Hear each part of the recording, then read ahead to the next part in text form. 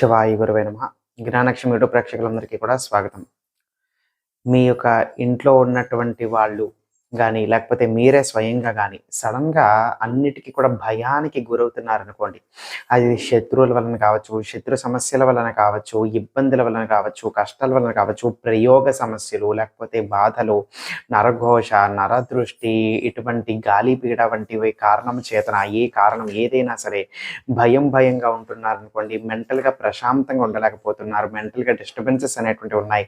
రాత్రి మీకు నిద్ర పట్టట్లేదు. ప్రశాంతంగా మీరు పడుకోలేకపోతున్నారు అని ఇటువంటి సమస్యతో ఇబ్బంది పడుతున్నటువంటి వాళ్ళు ఏదైనా సరే ఒక గురువారం నాడు చక్కగా ఉదయం పూట మీరు స్నానం పూర్తయిపోయిన తర్వాత మీ యొక్క పూజా మందిరంలో చక్కగా కూర్చొని ఒక పీట గాని, చాప గాని, ఆసనం గాని వేసుకొని కూర్చోండి. కటిక నేల మీద కూర్చోకూడదు.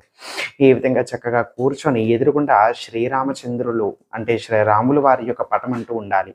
స్వామివారి ముందర మొట్టమొదటిగా ఒక దీపం వెలిగించుకోండి. వెలిగించుకున్న తర్వాత ఆ స్వామివారి యొక్క ముందరే అంటే ఇక దీపం పక్కన ఒక చక్కటి చెంబుతో నీళ్లు పెట్టుకోండి. అది రాగి చెంబు కావచ్చు, స్టీలు గ్లాస్ కావచ్చు, ఏదైనా సరే నీళ్లు పెట్టుకోండి. నీళ్లు పెట్టుకున్న దాని తర్వాత ఇప్పుడు మీ యొక్క చేతిలోకి ఒక 4 తులసాకులు తీసుకోండి. దాన్ని తులసి దళం అని కూడా అంటాం.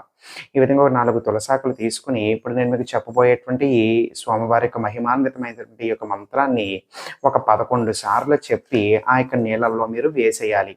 ఆ యొక్క మంత్రం తెలియజేస్తున్నాను వినండి.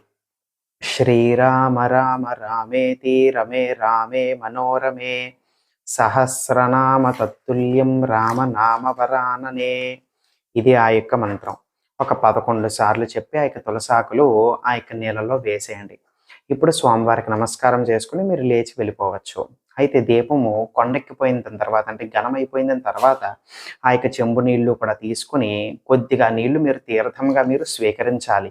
ఇంకొద్ది నీళ్లు మీ మీదన మీరు జల్లుకోవాలి. ముఖ్యంగా మీ యొక్క నుదురు, తల, భుజాలపై నీటి చుక్కలు పడేటువంటి విధంగా జల్లుకోండి. దాని తర్వాత మీ యొక్క ఇంటి యొక్క ద్వారం అంటే మెయిన్ ఎంట్రన్స్ ఉంటుంది కదా! ఆ యొక్క ద్వారం దగ్గర ఆ యొక్క నీళ్లు చల్లండి. ఇల్లంతా కూడా జల్లుకోండి. మిగిలినటువంటి నీళ్లు ఏదైనా సరే ఒక తులసి మొక్కలో మీరు పారవేసేయొచ్చు. ఈ విధంగా మొదలుపెట్టినటువంటి రోజు నుంచి వరుసగా కనీసం ఒక 7 రోజుల పాటు చేసినట్లయితే గనక ఇంట్లో మెంటల్ డిస్టర్బెన్సెస్ ఉండవు. ప్రశాంతంగా పడుకోవడం అనేటువంటిది జరుగుతుందనమాట. ఏమీ కూడా భయభ్రాంతులకి గురవుతున్నారనుకోండి, అనవసరమైనటువంటి అక్కర్లేనటువంటి అటువంటి భయాలన్నీ కూడా తొలగుతాయన్నమాట.